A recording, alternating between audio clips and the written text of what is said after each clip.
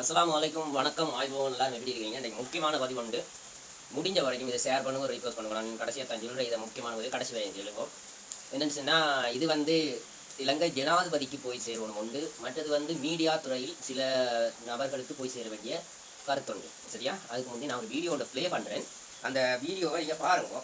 சரியா? இது மிச்ச நாள் எனக்கு இப்போ 4-5 பேர்கிட்ட ஷேர் பண்ணி கால் பண்ணி இதை கொஞ்சம் பேசுங்கோ, இதை கதைங்கோ, இதை கொஞ்சம் 4 பேருக்கு எட்டி வைங்கோ என்று சொன்னது, மற்றது எங்களோட மார்க்கத்தை பற்றி பேசினதும், அதுக்காண்டி இந்த வீடியோவை நான் போடுறேன்.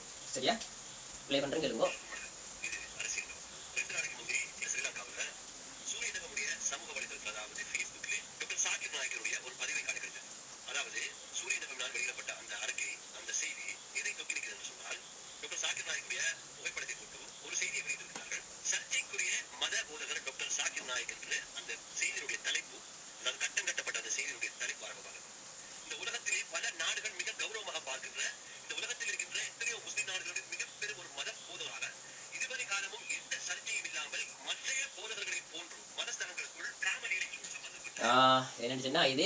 என்னன்னு சொன்னால் இந்த கிரு ஊடகமும் இந்த சூரியம் எஃப்எம் ஊடகமும் பல காலமாக பல ஆண்டுகளாக இஸ்லாமியர்கள் மீதும் கேவலப்படுத்தும் எண்ணத்தில், அதையாவது இஸ்லாமியர்களை நோண்டிவண்ணோடும் கேவலப்படுத்தோடும் இனவாதத்தை புகுத்தோடும் என்ற எண்ணத்தில் இந்த சமூக வலைத்தளங்களில் இவர்கள் போஸ்டரை போடுவதும் இருந்துட்டு ஒரு இனவாத கருத்துக்களை போடுவதும் போன்ற விடயங்களில் ஈடுபட்டு கொண்டு வார். ஒரு ஊடகம் பொதுவாக இருக்கணும்.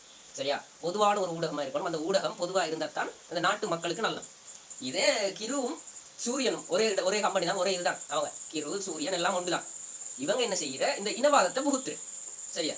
இந்த சமூக வலைத்தளங்களில் இப்படியான இஸ்லாமியரை கேவலப்படுத்துமா எண்ணத்தில் பல விமர்சனங்கள், பல இதுகள் நடந்து கொண்டிருக்கு. இதை கேட்குறவங்க குறைவு, கேட்குறவங்க இருக்கிற இப்போ இருக்கிறேன். அதே மாதிரி கேட்குறவங்க குறைச்ச.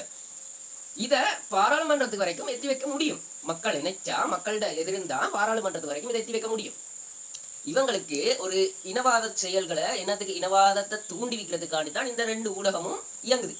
ஒரு மக்கள் பார்க்குற வியூவர்ஸ் அது இது எல்லாத்தையும் சேர்த்து தான் இவங்களோட வருமானமே. இது அரசாங்கத்தில் ஒரு ஊடகமாக இருந்தாலும் இந்த ஊடகம் கிருவும் சூரியனும் என்ன நடக்குது என்ன இதுன்னா இப்படி ஒரு விமர்சனம் ஒன்று தேவையில்லை. இப்படி ஒரு விமர்சனம் ஒன்று தேவைப்படாது. மற்றது சாகிர் நாயகாவை பற்றி தெரியாட்டிக்கு உங்களுக்கு படித்தது குறைச்சலாக இருந்தால் அங்கே இஸ்லாமிய ஊடகவாயலாளர் நிறைய இருப்பாங்க, அவங்கள்ட்ட கேட்டு கொள்ளு. சரியா? இது ஒட்டுமொத்த இஸ்லாமியரையும் கேவலப்படுத்துகிற எண்ணத்தில் செய்கிற இது. இந்தியாவில் கொஞ்சம் சங்கிகள் இருக்கு. அந்த சங்கிகளுக்கு தான் அந்த சாகிர் நாயகா இது உலகளாவிய ரீதியில் சாகிர் நாயகாவை கொண்டாடுறாங்க. அதுக்காண்டி அவர் கொண்டாட செல்லல. ஆனால் அவர் பல பேரை இஸ்லாத்துக்கு எடுத்திருக்கிறார். பல பேர் அவற்றை கருத்தால் இஸ்லாத்துக்கு வந்திருக்கிறாங்க. இது என்னத்துக்கு இந்த ஊடகம் இப்படி ஒரு கருத்தை வெளியிட்டது, இப்படி ஒரு போஸ்டரை வெளியிட்டது? என்ன காரணம்?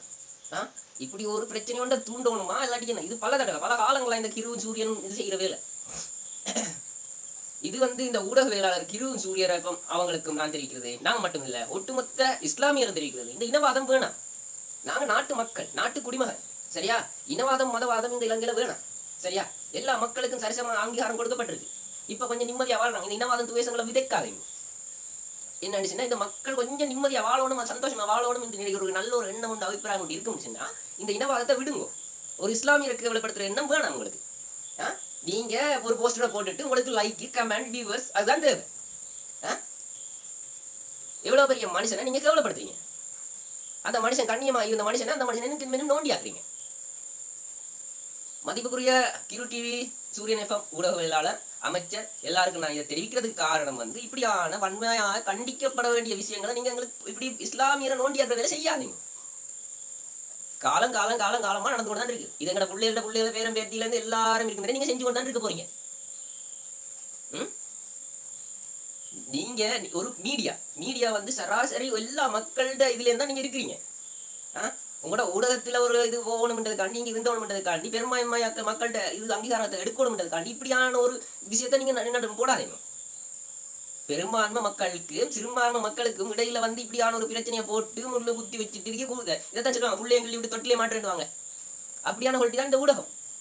எல்லா ஊடகத்தையும் நான் சொல்லல. இந்த கிருவும் சூரியனும் இருக்கிற பாருங்க, மிச்சம் எல்லா விஷயத்தையும் தோண்டி பாருங்க. கிருவும் சூரியன் செய்கிற வேலையை அவங்க செய்கிற வேலை இப்படியான ஒரு இதை பிள்ளைய கிள்ளி விட்டுட்டு தொட்டில் ஆட்டுவது, பிறகு நல்வது அங்கே கலவரம் இங்கே கலவரம்னு சொல்லி அவங்களோட இதை காட்டுவது. கட்டாயம் இதை ஷேர் பண்ணுங்க, வன்மையாக கண்டிங்கோ, இதை ரீபோஸ்ட் பண்ணுங்க. எல்லாரும் காண்ற ஒவ்வொரு இஸ்லாமியரும் இருக்க, இதை காண்றவங்க எல்லாரும் இருக்க, இதை வன்மையாக கண்டிங்கோ, ஓன் வைஸ் போடுங்க.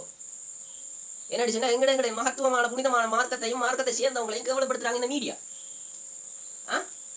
இவங்க மீடியானா மீடியா பார்க்க பவர் மக்கள். இந்த மக்கள்கிட்ட பவரை காட்டுங்க. அதுக்காண்டி வன்முறையில போக வேண்டிய விஷயம் இல்லை. இலங்கை நாட்டு சட்டத்தின் அடிப்படையில் எல்லா மக்களும் சமமாக இருக்கிறாங்க. வன்முறை இல்லை. அமைதியா இப்படி ஒரு வீடியோ போடுங்க, 4 பேருக்கு தெரிவிங்க. ஒரு மகத்துவமான ஒரு மனுஷனை கேவலப்படுத்துறாங்க. ஓகே, ஜஸாக்கல்லாஹ். இதை கொஞ்சம் ரீபோஸ்ட் பண்ணுங்க, அதிகமாக ஷேர் பண்ணுங்க. சரியா? இனிமேல் இந்த மீடியா துறையில் வந்து எல்லாரும் ஒன்றிணைந்து எல்லா மக்களும் அநியாயம் இல்லாமல் எல்லாரும் சரிசமமாக நடத்துறதுக்கு முயற்சி செய்யுங்க. ஓகே, ஜஸாக்கல்லாஹ்.